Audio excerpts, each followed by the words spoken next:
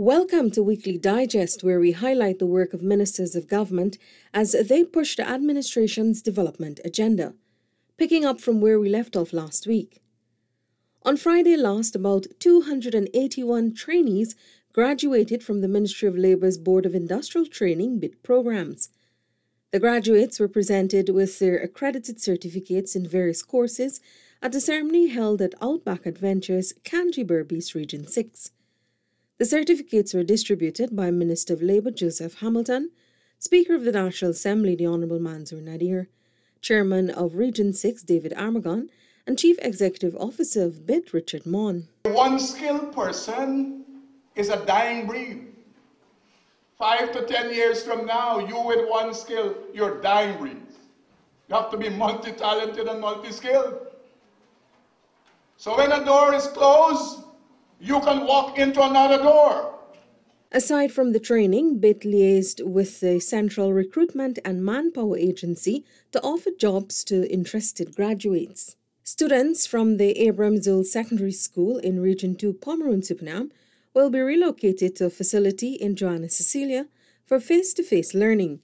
This decision was made at a meeting on Friday with parents and Minister of Education Priya Manikchand.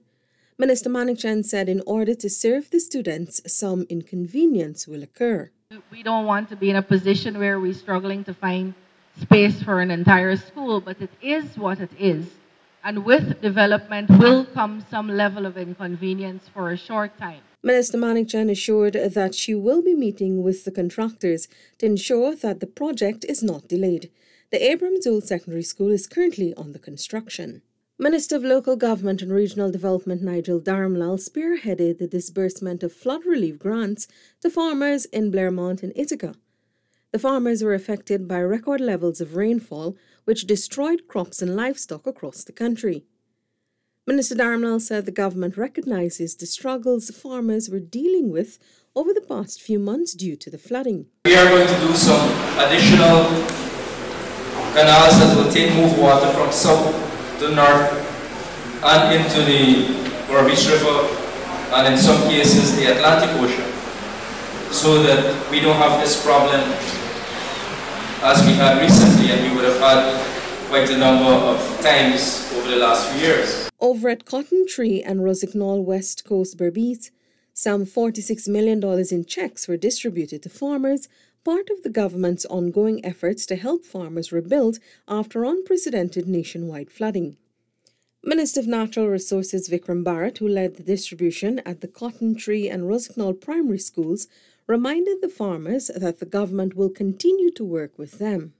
We will not make the same mistake as in the past, that we will continue coming to our people, we will continue engaging you, we will continue to work with you so that you can live a better life. At the two locations, over 380 checks were distributed. Minister of Housing and Water Colin Crowe over the past weekend visited Letham to overlook the progress made on the new Guyana Water Incorporated and Central Housing and Planning Authority regional office that is being constructed there. During the visit, Minister Crowe said he was very pleased with the progress thus far. I'm happy about the progress that I've seen so far. I'm also happy that we will have them under one building to be able to serve our ministry, the services that we provide under the Ministry of Housing and Water. So you have over 57 villages that the services will be provided for water. Both the new Guyana Water Incorporated and the Central Housing and Planning Authority offices will offer services in an independent way, as the CHPA will no longer share the same space at the Regional Democratic Council, and the building for GWI will no longer be one that is rented. On Monday, a total of $110 million in contracts were signed to aid in the rehabilitation of the Ridge and Zealandia roads on the island of Wakenham, Region 3. The contract signing was facilitated by a minister within the Ministry of Public Works, Deodat Indar, and Minister of Local Government and Regional Development, Nigel Dharamlal. His Excellency and the PPPC government has taken a formidable approach to developing the roadways on the island. Whilst we were campaigning, residents in both of these areas have been reaching out to different leaders of our government and party at that time. So today is a manifestation of our commitment to the greater development of this island we can. The Ministry of Agriculture on Monday received some 11,500 packets of seeds from the Inter-American Institute of Cooperation on Agriculture to assist farmers. First of all, I would also like to thank you and all those persons who would have made donation, especially from Brazil, with these seeds.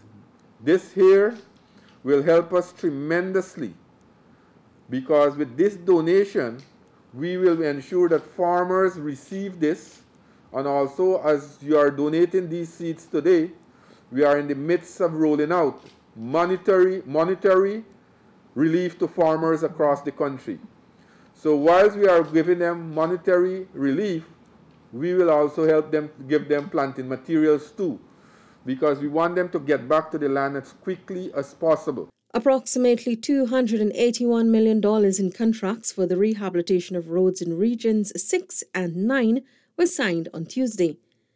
The contract signing was facilitated by a minister within the Ministry of Public Works, Deodat Indar, and Minister of Natural Resources, Vikram Bharat. The first contract, valued at over $85 million, was awarded to J.R. Ranch Incorporated for the rehabilitation of the Lethem to Anai North Rupununi Road in Region 9. The length of this road is 160 kilometers with a width of 7 meters. Minister Bharat said the government will embark on converting the Linden to Maburu Road into a highway. That's in keeping with our promise that we intend to link Guyana to Brazil, so that it can boost economic activities not only along that corridor, but between the two countries. I am particularly pleased too that we are at this point, because this stretch or this section of the road has a great impact on the logging and mining sectors. On Tuesday, Minister of Health Dr. Frank Anthony revealed that 13 pregnant women were hospitalized and being treated for COVID-19 at the Georgetown Public Hospital Corporation. He said the discoveries were made during routine testing. So persons with complicated pregnancy normally would come into the Georgetown Public Hospital. They come from different parts of the country. So these 13 women, they've all tested positive. That's a requirement now. When you come in, they test you to see whether or not your COVID status, to determine that. And so 13 of these women have tested positive. And we have to make special arrangements for their delivery. We have been seeing an increase in COVID-19 infections among pregnant women. Just the day before, we only had 7, but today we have 13 women who are positive. Minister Anthony said, as predicted, because of the Delta surge, more cases of COVID-19 will be seen as the Delta variant is more transmissible. About 500 persons in Region 9 will soon become beneficiaries of the Ministry of Housing and Water's house lot allocation exercise scheduled for October. Minister Colin Crowell says this initiative will see the establishment of a new housing scheme at the Pork Bridge in the region. We already have the design, so it will form part of our 2022 budgetary program, and that is for the infrastructure work. We're looking at probably spending over $1 billion on that new housing area. And so persons here in the region in general, because it's not only persons within Lethem that apply, there are persons within the region who want to come and live centrally. First Lady Her Excellency Mrs. Arya Ali visited the Bartik Secondary School, where she launched her menstrual hygiene initiative. Some 1,168 sanitary napkins were distributed to secondary school girls in that region. Minister of Education Priya Manikchand, who accompanied the First Lady, said period poverty is one of the issues that interferes with gender equality and opportunities for girls. These are the small things that we don't talk about that interfere with the equality the world is trying to achieve. If we have to take away from every girl 5 to 7, sometimes longer, because that's what happens with our bodies and hormones behaving badly and so on, days from your life every month, then you don't have the same opportunities to shine, to grow, to learn. Ongoing works to replace span 9 on the Demerara Harbour Bridge is about 30% complete. This was relayed to Minister of Public Works, Bishop Juan Edgell, when he made a spot check on the progress of the works on Wednesday. Span 9 is one of the retractors on the bridge, which is in a dilapidated condition. The $1.2 billion repair work is being undertaken by Infab. Everything that you see is taking place here now is the cutting of the parts and the preparation for the assembly of that new span. So the big challenge that we have as a government, and that's why I'm here on the ground, we know the importance of the Demerara Harbour Bridge. We know if there's no Demerara Harbour Bridge where people can travel, what that will mean. Residents of Good Hope are now enjoying an asphaltic road after Sari Dam in Good Hope, East Coast Demerara, was rehabilitated. The road was completed at the cost of $13.3 million. As he commissioned the road on Wednesday, Minister of Public Works Bishop Juan Edgell said the rehabilitation of the road is fulfillment of a promise made. When leadership is given, people's pain and suffering could be alleviated. President Irfaan Ali and his cabinet commits to the people of Guyana that the way we will govern is not as lords and as rulers, but the way we will govern is by serving people. We will be a government that listens. We are a government that responds.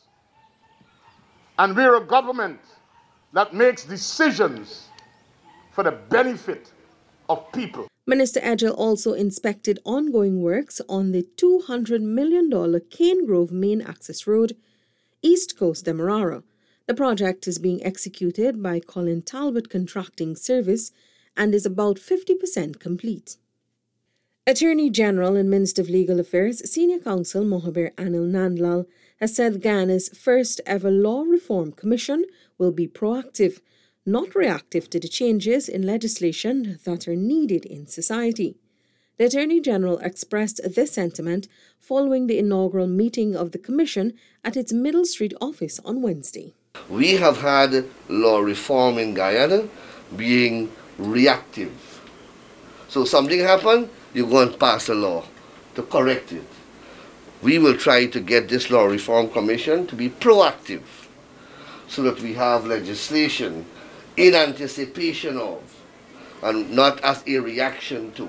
The Attorney General said law reform must be done in a scientific way in order to meet the aspirations of society.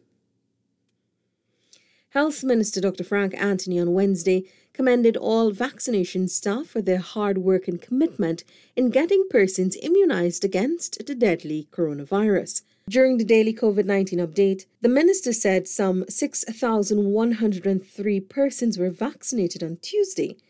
This figure is the highest vaccination per day. So I think this has set a new record for us in terms of how many persons would have received the vaccine yesterday.